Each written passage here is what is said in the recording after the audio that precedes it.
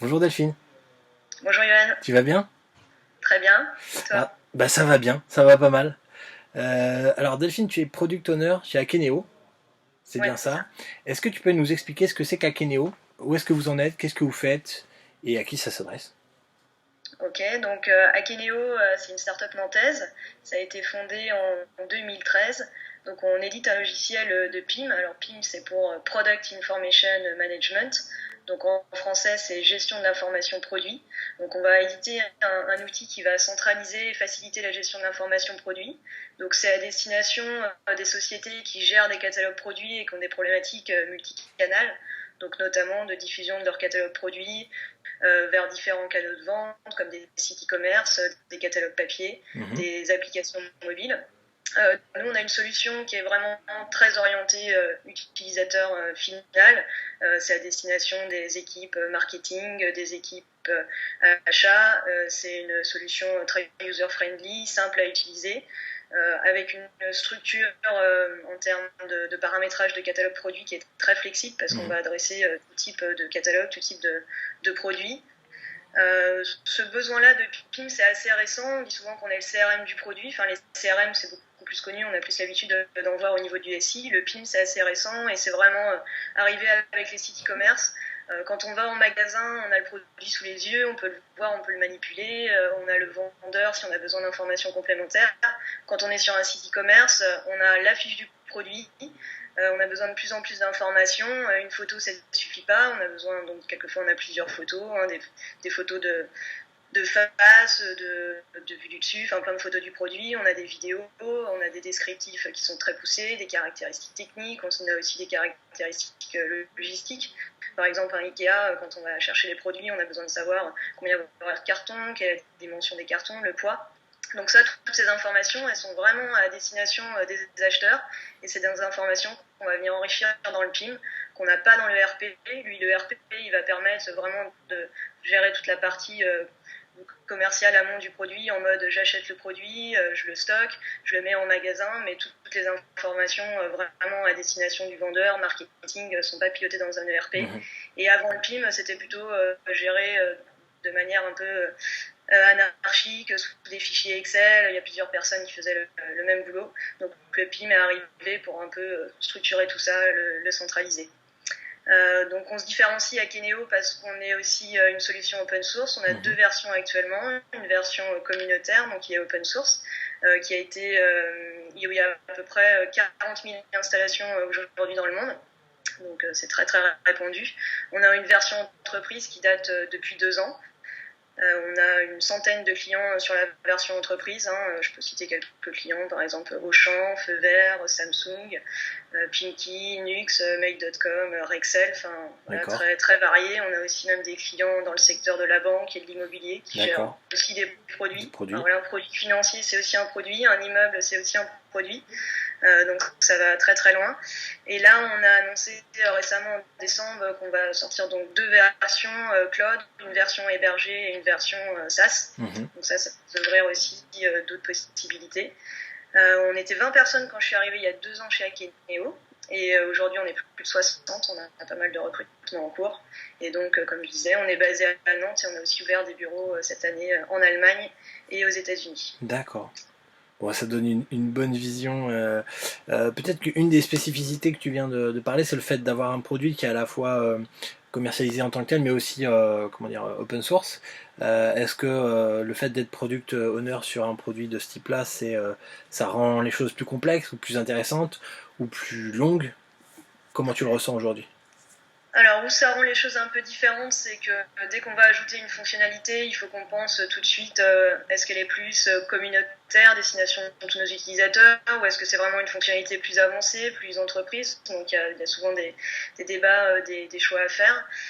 Après, en termes de communauté, c'est super intéressant parce qu'on a vraiment une grosse communauté qu'on ne connaît pas non plus forcément, hein, parce que les installations, on n'a pas toujours beaucoup d'informations dessus, mais par contre, on a aussi une grosse communauté en termes de développeurs, de contributeurs. Il y a de plus en plus de personnes qui contribuent. Au tout début, c'était quelques participations à la correction d'anomalies, et puis on a Mhm. aussi des contributeurs qui participent sur certaines évolutions du produit. Quelquefois, ils vont nous remonter des demandes d'évolution et puis on va leur dire est-ce que vous seriez intéressé pour contribuer sur cette évolution. Donc bien sûr, on en échange pour savoir exactement ce qu'ils veulent faire et on le valide, mais ça donne une dimension très intéressante au produit. Ok, bon.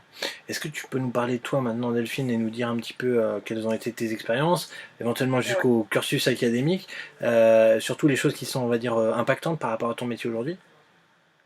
Oui, alors donc moi j'ai une formation d'ingénieur en informatique et gestion, donc j'ai quelques compétences techniques, on va dire, un peu de dev et un peu connaissance, base de données, mais bon ça fait un petit moment que j'ai pas mis les mains dans le développement. J'ai commencé comme consultante chef de projet sur des logiciels de type ERP, des gros logiciels qui gèrent beaucoup de choses. Donc j'ai participé à pas mal de projets, notamment à l'étranger. Donc c'était très intéressant. Par contre, c'est vraiment des longs projets. La mise en place de RP, c'est des projets qui peuvent durer plusieurs années. Et puis après, je suis passée côté client en fait dans une DSIO là, de la région pour le groupe ERAM. J'avais envie de passer de l'autre côté, de plus me poser aussi parce que le boulot de consultant c'était énormément de déplacements. J'étais arrivée en région nantaise et puis on profitait pas trop. Donc chez ERAM, je suis devenue chef de projet côté assistance maîtrise d'ouvrage, donc au niveau de l'organisation de la DSI. Donc au début, je travaillais plus sur des projets qui concernaient toute la partie réapprovisionnement, achat. Et puis en parallèle de ça, moi je m'intéressais à d'autres types de projets. J'ai participé à un startup week-end à Nantes et là ça a été un peu la révélation en mode j'ai découvert des méthodes agiles, alors que nous forcément on n'était pas du tout sur ce type de méthode, c'était du cycle en V. Et je me suis dit, waouh, c'est top vraiment ces méthodes, ce qu'on arrive à faire en un week-end avec 7-8 personnes. On se connaissait pas du tout. On était arrivé avec mon ami pour porter une idée. En plus, cette idée était choisie. On s'en doutait pas du tout. Ça a été vraiment une révélation. Mais sur le coup, je me suis dit, c'est super, mais moi, jamais je connaîtrais ça. En gros, un peu, je suis trop vieille et dans ma boîte, ce sera jamais comme ça. Donc après, j'en avais quand même échangé avec mon responsable en lui disant moi j'aimerais bien bosser sur d'autres typologies de projets, plus sur des projets e-commerce, des projets CRM. Et donc j'ai eu l'opportunité de travailler sur un projet de refonte des sites e-commerce du groupe ERAM sous plateforme e-commerce. Et donc c'est là où j'ai découvert via notre intégrateur des méthodes agiles. Donc j'y travaillais en méthode Scrum. C'était un intégrateur qui était sur Paris, donc moi je gérais le contact avec le métier, je les aidais à exprimer leurs besoins, à prioriser, donc je faisais un petit peu le rôle de PO. En fait on était deux à porter ce rôle de PO, à la fois chez l'intégrateur et moi chez le client, mais on écrivait à deux mains tout ce qui était user story. Moi je participais à la conception des maquettes, à la priorisation avec le client, je faisais des tests, le client faisait des tests, on priorisait le backlog ensemble. Donc c'est là où petit à petit j'ai découvert que je commençais à faire quelques facettes du métier de PO. Donc ça c'était cool. Et puis en parallèle de ça, j'ai profité de mon diff. Je me suis dit ça a l'air sympa ce job de PO. Donc j'ai fait une formation à Paris chez Xebia. Et là j'ai découvert aussi, c'était hyper intéressant de côtoyer d'autres personnes, d'autres métiers. J'ai vu qu'un PO chez un éditeur de logiciels, pour le coup, c'était vraiment une fonction clé. Et puis voilà, en parallèle de ça, 5 ans chez ERAM, j'avais quand même envie de voir autre chose. Et donc j'ai répondu à une annonce. À l'époque, je savais pas que c'était Akeneo, je savais pas qu'Akeneo était nantais. J'avais entendu parler d'Akeneo chez ERAM parce que petit à petit, en fait, chez ERAM, moi le PIM, je l'avais vu de plusieurs manières. Au tout début, quand je suis arrivée, en gros, le PIM, l'enrichissement produit, on l'avait fait en spécifique dans le RP. C'était les équipes marketing web, ERAM et Gémeaux qui avaient des fiches web un peu pour venir enrichir leurs produits, qui étaient synthétiques, pour valider qu'il y avait bien les images, les caractéristiques. Et puis après, quand on a eu le projet de refonte des sites e-commerce, on s'est dit oula, ça on va pas le laisser dans le RP. Le RP, on va passer vers un nouvel ERP dans peu de temps. Donc cette partie enrichissement produit, on s'est dit où est-ce qu'on la met? C'est pas dans le RP, on l'a mis dans le back office du site e-commerce qui n'était pas fait pour faire ça non plus, donc on a aussi fait de grosses customisations. Et puis c'est avant de partir de chez ERAM que j'ai entendu parler d'Akeneo via un intégrateur sur un autre projet où il a dit là il vous faut un PIM. Donc voilà, c'est marrant, les deux se sont croisés. Et puis donc je suis arrivée chez Akeneo il y a 2 ans, Ouais. quand j'ai fait mon entretien avec Fred, donc le CEO d'Akeneo. Il a vu que du fait de mon profil, moi je répondais à une annonce de consultant, mais que j'avais aussi la possibilité après d'évoluer dans l'équipe produit. Donc j'ai commencé comme consultante pendant près d'1 an. J'étais la première consultante officielle, parce qu'avant voilà, c'était des personnes qui faisaient à la fois de l'avant-vente, du consulting, ou c'était des consultants techniques. Donc moi j'étais consultante fonctionnelle. Donc pendant près d'1 an, pas mal de projets, super intéressants. Au contraire des expériences que j'avais avant, l'avantage c'est que là c'était des projets très très courts. Moi j'intervenais 4-5 jours pour cadrer le projet, recevoir le catalogue. Donc c'était très, très ciblé. J'avais plusieurs projets en parallèle et des clients totalement différents. Mais c'était vraiment top comme expérience. Puis ça m'a permis de vraiment bien connaître le produit. Et puis après, j'ai eu l'opportunité de passer dans l'équipe produit parce que Émilie, donc, qui est la product manager chez Akeneo, qui était toute seule à l'époque comme product manager au niveau de l'équipe produit, elle tombait enceinte, donc il fallait la remplacer pendant son congé maternité. Et donc ça, c'était l'été dernier. Mais tout de suite, on m'a dit, de toute façon... c'est pas qu'un remplacement, derrière il y a besoin, Émilie toute seule ça suffit pas. Donc je suis arrivée dans l'équipe produit petit à petit, et puis à partir il y a 1 an, là en décembre, donc j'ai pris le relais d'Émilie pendant son congé maternité, pour ensuite moi aussi partir en congé maternité. Voilà. C'était une histoire de maman là au début de Akeneo, le travail de PO. Et donc je suis revenue en octobre. Depuis, on est donc Émilie qui est product manager, on est 3 product owners dans l'équipe. Donc 4 filles, hein, c'est très féminin chez Akeneo. On avait essayé de trouver un homme, mais donc voilà un peu mon histoire et comment je suis arrivée au métier de product owner chez Akeneo. Bon, bah écoute, c'est super clair, c'est super intéressant. Il y a un moment où tu parles du fait est-ce qu'on fait un dev spécifique dans le RP pour gérer toute la partie PIM, ou est-ce qu'on trouve ou on prend un outil externe pour gérer cette partie-là. C'est souvent une des questions qui se pose au product owner. Quand est-ce qu'on fait une scission du produit en 2 produits, ou quand est-ce qu'on rajoute une feature? Est-ce que du coup cette expérience t'a permis de mieux appréhender ce genre de situation, tiens, est-ce que ça implique qu'on crée un produit à part, ou non, c'est simplement une fonctionnalité? Comment tu gères ce genre de questions aujourd'hui? Comment tu l'appréhendes et quels sont les points sur lesquels tu te bases pour faire un choix? Alors c'est vrai que c'est pas évident, mais c'est sûr que par rapport à un ERP qui fait un peu tout et qui est une véritable usine à gaz, l'avantage du PIM, c'est vraiment qu'on est sur un cœur de métier clair. On enrichit du catalogue produit à destination des canaux de vente. Par contre, c'est vrai que ça arrive quelquefois des fonctionnalités qui sont un peu limites, en mode est-ce qu'on les fait passer dans le PIM, est-ce que ça devrait être un autre outil. On a eu notamment la question sur la partie gestion des médias. On réfléchissait à faire un DAM, et puis après on s'est dit bon, notre métier c'est le PIM, mais nos clients ont quand même des besoins de gérer les médias, notamment des petits clients qui n'ont pas forcément d'outils dédiés. Donc on s'est centré plus sur une fonctionnalité média au niveau du PIM, qui gère pas tous les médias de la boîte, mais qui gère les médias produits, et qu'on a appelé PAM, comme Product Asset Management.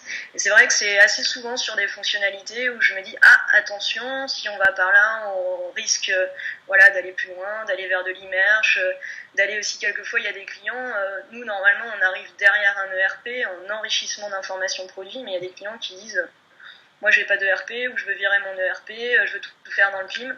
Oui, ok, après c'est sûr qu'en termes de fonctionnalités, nous sur ça on va avoir des manques. On ne fait pas non plus toutes les fonctionnalités que fait un ERP. Donc D'accord. Faut bien faire attention. Mais c'est vrai que moi, je fais gaffe à ça parce que, ayant travaillé sur des gros projets, je sais qu'on faisait beaucoup de spécifiques, et sur le RP, souvent on revenait 4-5 ans plus tard et on disait ok, on recommence tout, là vous avez fait des milliers de jours de spécifiques, on recommence, qu'est-ce que vous voulez? On prend un standard. Et puis on fait un peu de spécifique par-dessus quand même. C'est ça. Ok, très bien. Aujourd'hui, du coup, donc tu parlais des personnes que tu as remplacées en congé maternité. Vous êtes combien de product owner managers? Comment vous êtes structuré? L'équipe produit représente combien de personnes à peu près au total par rapport au nombre de personnes dans la société? Et puis, est-ce que tu peux nous décrire un petit peu le workflow habituel de la majorité des cas pour ce qui est de l'ajout d'une feature, hein, en partant de l'expression de besoin jusqu'à l'implème et le suivi? D'accord. Donc au niveau d'Akeneo, on est 60 personnes. Là, dans l'équipe produit, on est une vingtaine de personnes, mais il y a pas mal de recrutements en cours. Donc on a deux personnes qui sont Head of Product, donc Emily qui a le rôle vraiment de Product Manager et qui est sur toute la partie fonctionnelle, stratégique, et puis Nicolas qui a une position plus sur Head of Product technique. Ensuite, nous, en termes de PO, donc c'est récent qu'on soit 3 PO, on va dire que c'est vraiment à partir de... Parce que la dernière PO est arrivée en novembre, donc là, l'organisation est assez récente. Donc pour l'instant, en termes de découpage, on était plus par fonctionnalité, thématique, épique. Et puis là, comme on va lancer une autre offre en 2017, enfin 2 offres sur la partie cloud, on est en train de se découper, donc on va plutôt avoir un découpage un peu sous-produit, persona, donc il y a une PO qui va plus être orientée sur le persona développeur et notamment le besoin d'avoir des API, une API web. Moi, je vais plus travailler sur la partie cœur du PIM, donc contribution, enrichissement de l'information produit, notre persona, notre Julia. Et puis l'autre PO qui va plus travailler donc du fait qu'on soit aussi en SaaS en termes de données, on va avoir beaucoup plus d'informations donc sur cette partie données et puis mise à disposition aussi de données. Donc ça c'est tout récent. On a un UX designer. C'est pas assez, là, il est un peu, il est un peu débordé en cours de recrutement, et en termes de dev, ouais, je dirais on a une quinzaine de développeurs. D'accord, ok. Bon, ça me donne une bonne idée. Ouais. Et, alors vas-y, je te laisse continuer. En termes d'organisation, donc du fait que l'équipe a grossi au fur et à mesure, là on s'est organisé récemment en squad, donc on a découpé les équipes et on a fait des équipes pluridisciplinaires. Donc en gros chaque équipe il y a un PO, des développeurs, un développeur qui est lead dev, un qui assure le rôle de Scrum Master, donc on a un UX qui est dans chaque squad, et l'idée après c'est que chaque squad est responsable d'un périmètre, d'une fonctionnalité, elle peut s'organiser comme elle veut en termes de méthodologie. Avant on travaillait sous forme de méthode Scrum avec des sprints de 2 à 3 semaines. Réellement chaque squad peut s'organiser comme elle veut. On a en termes d'objectifs, on utilise la méthode OKR, Objective Key Results. Donc on partage les objectifs, les challenges, les résultats qu'on veut obtenir, et puis ensuite après c'est l'équipe qui vraiment s'organise pour répondre à ses besoins. Donc ça c'est assez récent. On voit déjà là dans la façon de travailler que quelquefois peut-être que les objectifs et les résultats étaient un peu trop on va dire high level, challengeants. Faut à la fois qu'ils soient challengeants et réalisables. En tout cas, c'est très intéressant de voir le fonctionnement de ces équipes et que ce soit beaucoup plus autonome. Moi, avant que je parte en congé maternité, on faisait des grooming où on était une dizaine de personnes. Enfin, c'était devenu trop compliqué, vraiment ingérable, trop long. Donc là, c'est bien de se recentrer sur des plus petites équipes. J'imagine qu'il y a des temps d'échange aussi entre les équipes. Ouais, c'est ce qu'on met en place de plus en plus aussi, parce que forcément on va avoir des rétrospectives à l'intérieur de chaque équipe, et puis là on essaye de mettre en place aussi des rétrospectives entre guillemets un peu plus globales à toutes les équipes, parce que forcément il y a les mêmes points durs qui remontent, et pour prendre en compte des actions et résoudre les problèmes. Et puis on a tous les 15 jours des reviews pour que chaque équipe présente où elle en est, ce qu'elle a fait. Enfin, ça, c'est vrai que c'est des temps d'échange qui sont importants pour aussi maintenir l'esprit d'équipe et puis échanger des bonnes pratiques. Et est-ce que les personnes changent d'équipe de temps en temps ? Oui, après les personnes vont changer d'équipe. D'accord. Là pour l'instant, elles restent. Enfin, déjà, il y a déjà des personnes qui ont changé d'équipe, mais pendant quelques mois, 3-4 mois, l'équipe ne va pas bouger, et puis après ça va bouger. Ok, c'est plutôt clair au niveau de la composition et de l'organisation. Et après, du coup, donc, chaque équipe est responsable de son périmètre et de son backlog et de la durée des scrums, enfin des sprints. Ouais. Et du coup, comment ça s'articule d'une par rapport à la vision produit, la roadmap, on va dire le board, et puis les clients aussi, les utilisateurs. Comment vous conjuguez tout ça, sachant qu'en plus vous avez la partie communautaire qui se gère, on va dire, d'une certaine manière aussi, plus au niveau des contributions qu'au niveau de l'usage qui en est fait. Comment vous arrivez à consolider tout ça et à vous organiser autour de tout ça ? Alors pour l'instant, c'est vrai que la partie stratégique, vision produit, elle est très portée par Émilie.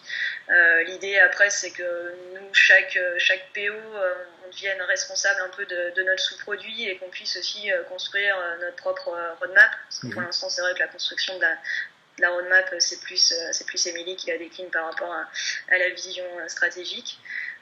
Donc l'idée c'est que voilà, petit à petit on vienne mettre là-dessus. C'est pour ça que moi je dis plus product owner, parce que pour moi, enfin des fois product owner, product manager, mais le product manager il est quand même plus stratégique et le PO est plus dans l'opérationnel, donc c'est plus ce qu'on fait aujourd'hui, mais petit à petit on veut tendre à être product manager et vraiment être responsable de notre périmètre. Donc après, en termes d'organisation, constitution de la roadmap, donc ça c'est quelque chose qui est travaillé donc avec le comité stratégique, avec les PO. En termes de remontée de besoins, on a plusieurs moyens, mais on a notamment un outil en interne qui est un projet Jira qu'on a appelé l'ID Manager, qui permet à n'importe qui dans la société, donc c'est surtout les consultants, les avant-ventes, mais de nous remonter des besoins terrain, des besoins qu'ils ont vus sur un appel d'offres, des problèmes auxquels on ne répond pas, voilà, toutes sortes de feedback, et puis aussi via notre support, si un partenaire remonte une question, une demande d'évolution aussi, ça nous remonte aussi. On doit avoir à peu près 400-500 idées dans cet ID manager, et des choses qui vont être très très grosses comme des tout petits trucs. Donc nous c'est un peu voilà notre backlog d'idées dans lequel on va piocher aussi régulièrement, et qui vont nous permettre d'alimenter notre backlog, ou quelquefois aussi d'identifier un sujet important pour la roadmap. Après, ce qui n'est pas évident en termes de PO, c'est qu'il faut réussir à trouver un bon équilibre entre les grosses fonctionnalités qui sont indispensables, qu'on doit sortir parce qu'on sait qu'il y a un besoin, qu'on n'y répond pas. Et puis, à côté de ça aussi, les petites améliorations pour la vie de tous les jours, pour les utilisateurs. Ça, c'est quelque chose que moi, j'ai beaucoup vu chez le terrain, chez le client. Et quelquefois, je leur disais, oui, il faut nous le remonter, parce que pour nous, c'est rien de faire ça, mais on n'y pense même pas, quoi. Parce que, certes, on utilise l'outil, mais on l'utilise pas au quotidien comme eux. Et c'est clair que des fois, il y a vraiment des petits trucs, des façons de faire qui sont indispensables. Donc moi j'essaye toujours aussi de laisser un peu de place pour ces petites fonctionnalités hyper importantes pour l'utilisateur. On avait ajouté il n'y a pas longtemps par exemple une vue utilisateur par défaut, qui fait que voilà, chaque matin quand il arrive sur son catalogue produit, il a sa vue, ses filtres, ses produits qui s'affichent, et qu'il n'est pas obligé à chaque fois d'aller sélectionner. Donc c'est plein de petites choses comme ça. Donc cet ID Manager il est hyper intéressant, mais il faut aussi que nous on donne plus de visibilité, parce qu'on a aussi des personnes qui vont nous dire bah oui, je t'ai mis un truc, et puis là voilà, ça fait un an qu'il est dedans, j'ai pas de nouvelles. Il y a le rapport au temps, mais il y a aussi le rapport au business. Il y a des clients qui valent plus que d'autres, j'imagine, aussi par rapport à votre chiffre d'affaires. Alors on l'évalue pas forcément comme ça. Après c'est vrai que c'est plus en termes de aussi combien de personnes vont remonter le besoin, est-ce que c'est des métiers différents, parce que la difficulté aussi c'est qu'il ne faut pas faire vraiment un PIM spécifique. Pour un métier, quoi. Il faut vraiment qu'on fasse des fonctions qui sont pensées pour tous les métiers, ou les rendre assez génériques, assez paramétrables, pour que chaque métier s'y retrouve. Moi j'ai vu ça chez mon premier ERP où je travaillais, on était dédié dans la grande distribution.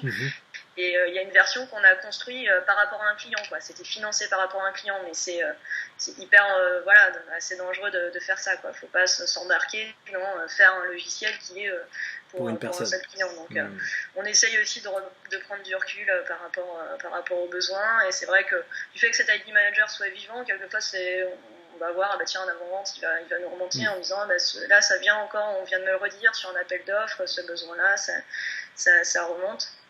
Donc c'est tout ça qui nous aide à prioriser. Et puis après, il y a des sujets où de toute façon stratégiquement on sait qu'il faut qu'on aille dessus aussi. Et du coup, c'est tous ces critères-là en fait qui vous font prioriser les choses et les faire apparaître dans le backlog, quoi, et les sélectionner. Oui, c'est ça. Ouais, c'est un ensemble de. D'accord. C'est plein de critères. C'est vrai que pour moi, c'est la difficulté d'être PO, c'est la priorisation. Puis on a toujours aussi des sujets un peu qui nous tombent dessus, et en mode on peut pas dire non. Ouais. Par exemple, a eu le souci, enfin le souci c'était plutôt positif, mais il y a un an en fait on a atteint des volumétries de catalogue produits voilà, qu'on n'imaginait pas à l'époque quand est sortie la version entreprise. Nous on était sur des volumétries de 10-20 000 produits, et là on est arrivé à 1 million de produits, donc en termes de scalabilité forcément ça avait des impacts. Il y a des écrans qu'on a dû revoir, des composants qu'on a dû revoir parce que ça ne gérait pas 10 000 attributs produits, ça mettait longtemps à s'afficher. Donc ça, forcément, c'est remonté en top prioritaire. Ce sujet-là, il faut qu'on le gère, et c'est vrai que c'était pas forcément anticipé à ce point. Donc, ouais. En plus, c'est des sujets avec une forte... ouais. En plus, c'est des sujets avec une forte dimension technique. Du coup, d'un point de vue PO, il n'y a pas forcément toujours grand-chose à livrer pour accompagner le développement.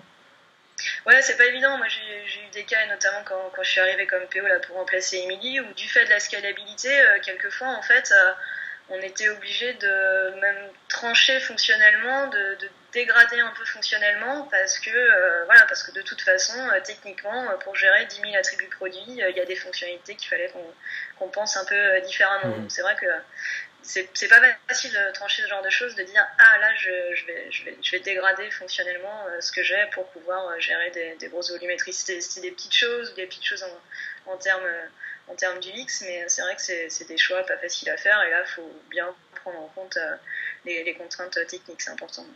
Okay. Donc du coup, vous compilez les besoins, vous les priorisez. Ensuite, qu'est-ce que vous préparez en termes de livrables pour que ça parte en production? Est-ce que vous allez jusqu'à rédiger tous les tests? Est-ce que simplement vous décrivez la spec? Est-ce que vous faites une maquette, un proto? Est-ce que vous faites tout ça? Est-ce que vous faites encore plus? Alors au début, quand c'est des grosses fonctionnalités, on va d'abord travailler en mode recherche. Déjà, voilà, il y a un besoin, déjà vérifier qu'il y a bien ce besoin. Quelquefois aussi, on est plus solution, donc on va aller rechercher quel était le problème derrière tout ça, comment on doit y répondre. Donc là, on est plus en phase limitée en termes d'équipe dans cette recherche. On va avoir un UX et puis un lead dev pour avoir les impacts techniques, et là on va explorer plusieurs pistes, interroger les clients, les partenaires, voilà. On va voir s'il y a vraiment un besoin et voir comment on peut répondre à ce besoin. Donc là on est en phase amont. Donc là du coup ces hypothèses-là, globalement ça, c'est 2-3 maquettes que vous testez auprès des clients et puis vous voyez quelles sont leurs impressions. C'est ça en gros. Ouais, voilà, c'est ça. Ouais. On décrit en gros la solution, quelques maquettes. Après, on essaye aussi de donner une estimation assez globale en mode, voilà, est-ce que c'est 4 développeurs pendant 3 mois, ou est-ce que c'est pour ensuite pouvoir un peu trancher si on y va pas, si on y va ou pas. Et puis il y a souvent plusieurs solutions pour répondre à un même problème. Et puis ensuite, ça, une fois qu'on a validé vraiment la façon dont on va faire les choses, donc là on rentre vraiment dans le découpage du backlog, des stories. Et donc nous, en tant que PO, on rédige des user stories qui gèrent en partie les tests, mais on va pas forcément très très loin en termes de description des tests. Par contre, côté développeur, il y a énormément de tests automatisés, de BIAT, c'est très pris en compte, mais c'est vrai qu'ils vont pas forcément systématiquement nous les faire relire. Et les user stories, on les affine au fur et à mesure des groomings. Quelquefois, c'est vrai que au début, on peut être pas suffisamment détaillé, et puis au fur et à mesure des questions des développeurs, on va affiner. Et du coup, de faire de plus en plus de cas aussi, de couvrir de plus en plus de cas. Ouais, c'est ça. Des fois, on va aussi découper la story en mode, voilà, on gère le cas général, et puis après, on va gérer les exceptions. On essaye aussi que les stories elles soient quand même suffisamment petites pour être embarquées dans un sprint. On va affiner au fur et à mesure, découper au fur et à mesure des échanges avec les développeurs. Dis-moi si je me trompe, mais dans un outil comme ça où il y a beaucoup de paramétrage, du coup, le nombre de combinaisons au total est assez élevé. Du coup, l'automatisation des tests est super importante. Est-ce qu'il y a quand même des personnes qui viennent, on va dire, en fin de course, tester de manière manuelle et très humaine les choses, ou non, vous avez tout automatisé, tout est processé, et finalement, il n'y a pas beaucoup d'intervention humaine? Non, il y a bien sûr les deux. Il y a toute la partie test automatisé, et ça, c'est vrai qu'on investit beaucoup dessus. C'est super important pour nous. Et clairement, moi, quand je suis arrivée chez Akeneo, je trouvais qu'on avait une qualité en termes de produits, parce que quelquefois, je faisais des démos sur mes précédents outils ERP. On me disait, waouh, t'as réussi à pas montrer de bug, quoi, quand j'étais consultante. C'est vrai que chez Akeneo, clairement, voilà, pas parce que je suis au produit, mais je trouve qu'on délivre vraiment de la qualité, et ça, c'est du fait de tout cet investissement sur les tests automatisés. Nous, en tant que PO, on a toujours aussi des validations fonctionnelles. À chaque fois qu'une story est dispo, on nous la met à tester sur un environnement. Après, c'est vrai qu'on va faire les tests qui permettent de valider fonctionnellement la story. Tous les tests de non-régression, c'est des tests automatisés. Et puis ensuite, à chaque fin de version, on va refaire des tests globaux de notre côté. Et puis souvent, on invite aussi d'autres personnes de la société, notamment les consultants qui vont faire des documents de formation ou d'autres personnes qui ont des disponibilités à refaire des tests un peu globaux. On a une grosse phase de tests comme ça qui permet de remonter le maximum d'anomalies. Ok, bon, bah, très bien. Et une fois que tout ça est passé et validé, entre guillemets, c'est la mise en production. Euh, Qu'est-ce qui se passe ensuite? Est-ce que y a des choses que vous êtes arrivé à mettre et puis à en retirer? Est-ce que tout ce qui passe en prod généralement reste en prod? Est-ce que vous envoyez, on va dire, des demandes pour avoir un peu plus de feedback une fois que c'est en prod? Comment vous procédez à tout ça? Alors, on n'aime pas trop retirer une fonctionnalité, mais quelquefois, on va mettre une fonctionnalité en mode MVP et vraiment, et puis voir aussi comment ça va être adopté, utilisé. C'est ce qu'on a fait sur notamment la partie gestion des médias, où là, on s'est dit, non, on va pas sortir un outil d'âme, on va apporter des fonctions médias sur le produit. Après, ça nécessite quelquefois quand même un peu de temps entre la sortie de la fonctionnalité et vraiment l'utilisation de la fonctionnalité pour avoir des bons feedbacks. Donc ouais, c'est plus des fonctionnalités qu'on va faire évoluer au fur et à mesure selon les retours. Après, il y a quelques fonctionnalités aussi où là, des fois on se pose la question en se disant vraiment cette fonctionnalité elle n'est pas utilisée, est-ce qu'il ne faut pas la repenser différemment, est-ce qu'il ne faut pas la retirer si elle a mal été faite. Donc on se laisse quand même cette possibilité-là sur certaines fonctionnalités. Donc après, là c'est vrai qu'il faut avoir vraiment des retours terrain intéressants sur l'utilisation de la fonctionnalité. Ça ne peut pas juste être, on l'a testé et tout ça, non, il faut que ça soit de l'utilisation au quotidien. Et du coup, est-ce que vous avez une personne qui couvre, on veut dire, la fonction data science, qui arrive ou a priori ou a posteriori, et qui vous livre des données, ou c'est carrément vous-même qui allez et qui piochez dans les bases pour Non, pour obtenir... l'instant, on l'a pas et c'est ça qui est difficile. Mais avec le cloud, justement, on va pouvoir analyser toutes ces données. Ça va être super intéressant, nous, d'avoir des retours. Pour l'instant, c'est vraiment des retours terrain qu'on a en allant voir les clients ou via les consultants. Mais c'est sûr qu'on manque vraiment de données concrètes et ça va être top avec le cloud. Ok. Et du coup, c'est une personne qui va, on va dire, incarner cette fonction, qui va porter cette fonction, ou c'est vous qui allez extraire les données? Là, c'est plutôt un PO qui va être orienté sur cette fonction-là pour toute la partie mise en place. Et après, je pense que forcément, chaque PO, on va analyser ses propres données pour faire évoluer ses fonctionnalités. Alors Delphine, est-ce que tu pourrais nous décrire un petit peu l'ensemble des outils que vous utilisez, on va dire du début du processus jusqu'à la fin, au moins ceux dont tu peux parler? Donc nous, on utilise principalement Confluence et Jira côté PO. D'accord. Donc Confluence, notamment sur toute la partie recherche, en fait, quand on a une thématique, on va la décrire, on va décrire des specs assez haut niveau sous Confluence, en mode quel est le besoin, pour qui, comment on peut y répondre. Donc ça, on fait tout ça sous Confluence. Et puis après, toute la partie gestion du backlog, des stories, ça on le gère sous Jira. Mais ce qui est bien, c'est qu'en plus on peut faire des liens croisés entre Confluence et Jira. Donc ça, c'est vraiment nos outils, les outils du PO au quotidien. On a aussi un outil de communication pour toute la société qui est Slack. C'est notre outil de communication interne. On utilise très peu de mails en interne. Tout passe par Slack. Et là, on a énormément de groupes, de canaux sous Slack selon les besoins. On a aussi beaucoup d'intégration justement avec Jira, par exemple sur toute la partie support. On va avoir un canal dédié au support et dès qu'il y a de remontées via Jira, on va avoir une notification. Côté dev, donc eux ils utilisent GitHub, plein d'autres outils. D'accord. Mais c'est sur la partie outils, c'est assez standard. Après, on a chacun nos propres outils de gestion de tâches. Ouais. Je sais que j'ai une collègue qui utilise Todoist. Ouais. Moi, j'utilise Workflowy, que j'avais découvert à une réunion agile sur Nantes, parce que c'est un peu en mode backlog de cerveau et très simple. Des petits bullet points. Donc ça, j'aime bien. On va aussi des fois utiliser Trello. Moi, par exemple, quand il a fallu préparer la sortie de la version, il y avait différentes tâches techniques, fonctionnelles à piloter, planification des formations, des démonstrations du produit. Donc là, j'ai utilisé Trello. Voilà, après c'est vrai que c'est assez. Enfin, on utilise peu d'outils aujourd'hui, et c'est vrai que Jira, Confluence sur notre travail de PO, pour l'instant ça répond bien. Bon, quelquefois Confluence, je fais un peu exploser avec des pages très très complexes. Tant mieux, il faut que les outils servent. Au niveau Analytics, comme vous avez beaucoup de on-premise, j'imagine que vous n'avez pas beaucoup de Mixpanel ou d'un Google Analytics ou de choses comme ça. Non, pour l'instant. Ok. Et du coup, en termes de support, en termes de feedback, c'est quelque chose de commun à toute la boîte, ou vous avez une partie pour gérer, on va dire, la version communautaire sur GitHub, avec les systèmes d'issues, etc. Comment ça se passe en gros? Alors sur la partie communautaire où on a une gestion sous GitHub, on a aussi maintenant un Slack user group qui a été mis en place par quelqu'un de la communauté et qui nous permet aussi de communiquer. Et puis après en interne pour nos clients entreprises, là tout passe par Jira. D'accord. Ok. Et du coup, les développeurs ont accès à Jira aussi et peuvent poser des questions. Ouais, les développeurs, ils sont aussi intégrés sous Jira. Après, ça va dépendre de l'organisation qu'on a au niveau de chaque squad.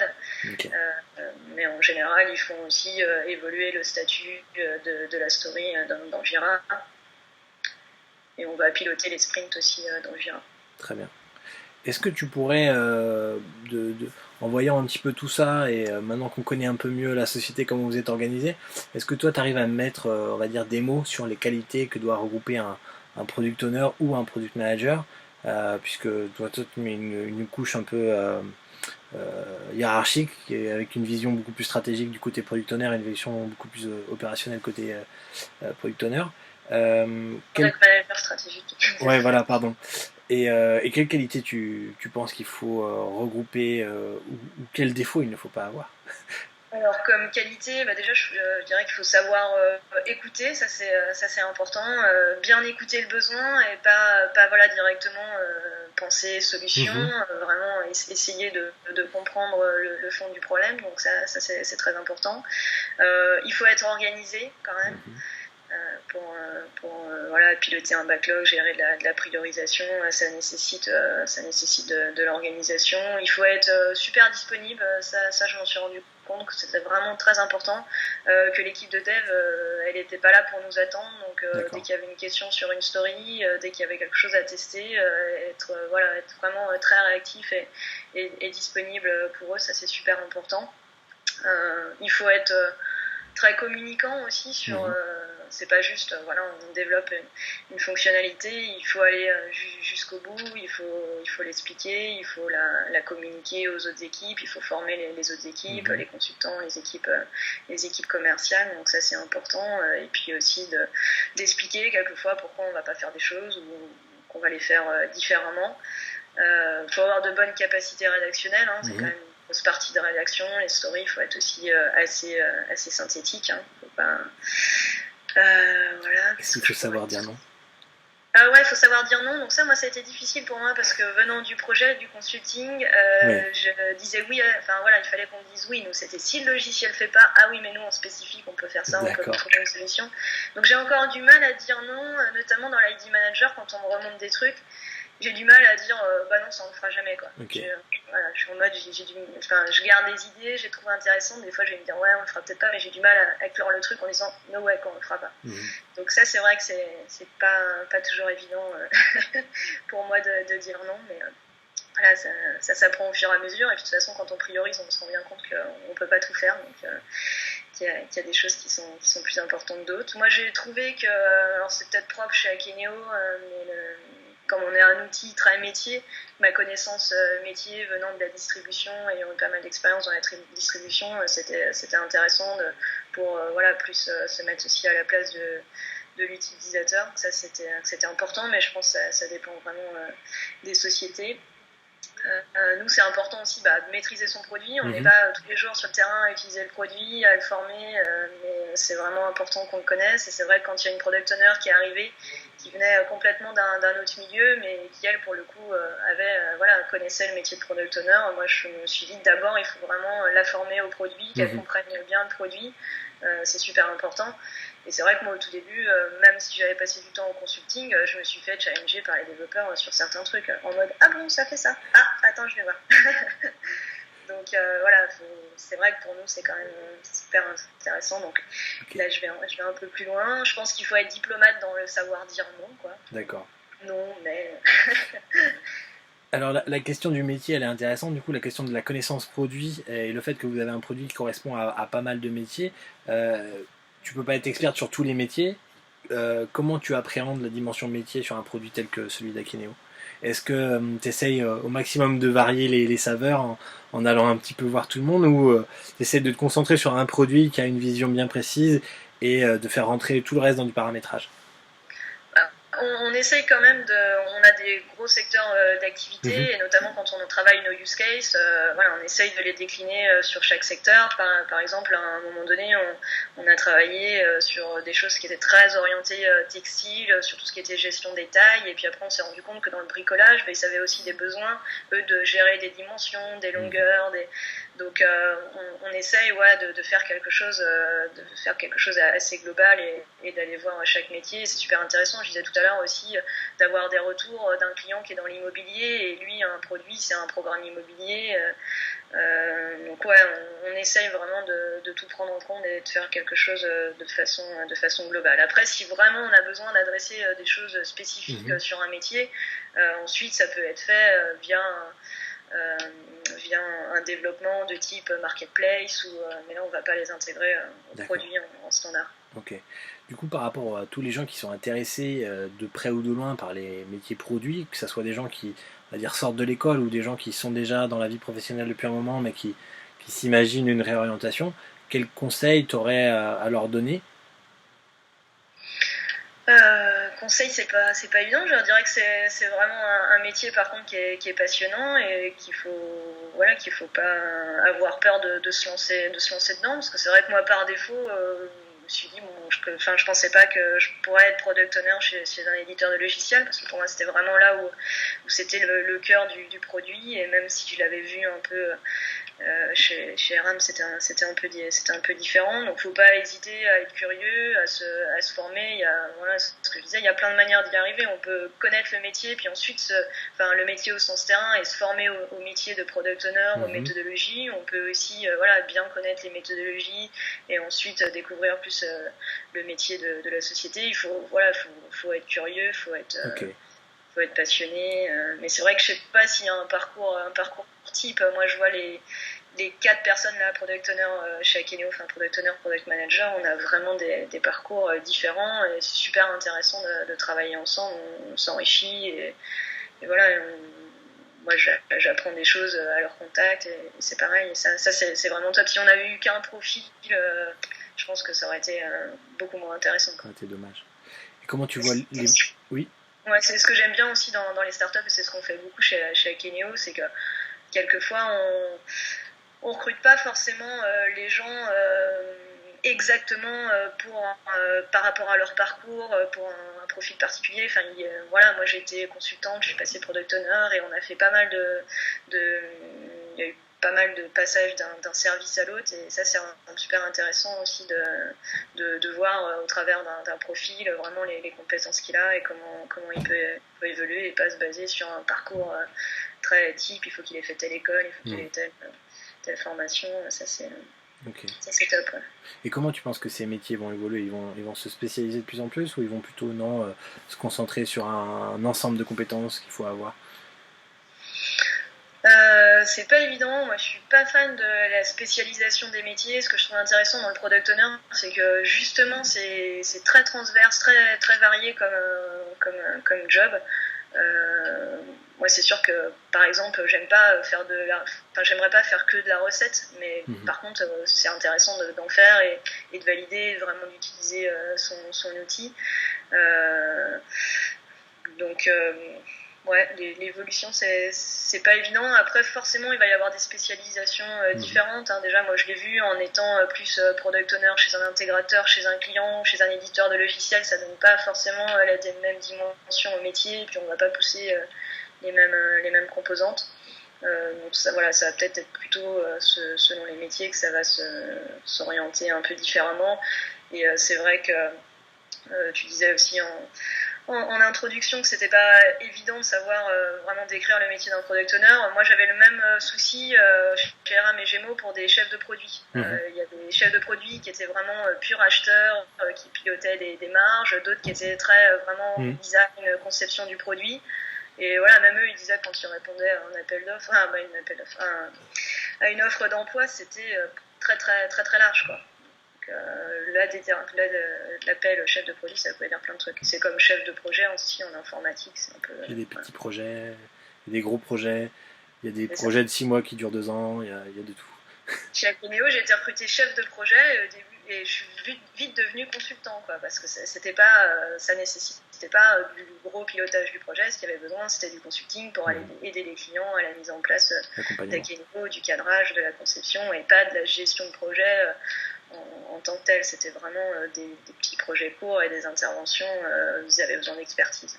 Okay. Donc finalement, s'il doit y avoir une évolution, ça sera de moins en moins sur le côté gestion du temps, mais plutôt sur la gestion fonctionnelle et le conseil et l'accompagnement à la réalisation du client, en fait. Ouais, je pense. Ok. Est-ce que tu as des conseils sur des lectures ou des choses que tu as vues sur les métiers et produits dans l'IT, que ce soit des livres, des vidéos, des articles? Alors sur les lectures, moi j'ai eu une période là un peu maman, et donc j'ai plus trop le temps, et il faut que et je découvre aussi un autre monde, donc c'est vrai que je suis moins assidue que je l'ai été, mais bon, je suis toujours quelques personnes sur Twitter, sur Medium. On a des blogs aussi qu'on suit avec mes collègues. On s'est même fait une petite page Confluence en mode voilà les blogs qu'on doit suivre en tant que PO.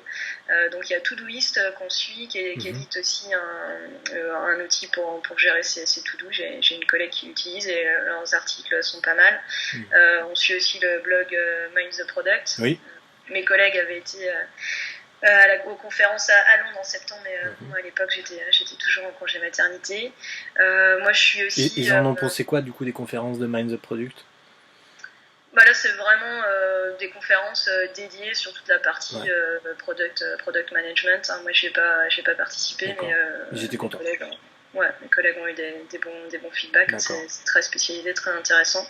Moi, je suis aussi, j'avais demandé notamment à l'UX designer, je suis quelques blogs sur la partie aussi UX, donc notamment InVision, et puis plusieurs blogs UX. Après, j'ai pas forcément le détail, mais petit à petit, je retrouve un peu de temps pour avoir de plus en plus de lecture, mais c'est vrai que ça a un peu perturbé. C'est logique. Écoute Delphine, je te remercie beaucoup pour ton temps et puis tous tes conseils et puis ton récit, c'était super intéressant. Je te souhaite une excellente journée. Merci, bonne journée. À bientôt. Au revoir. Au revoir.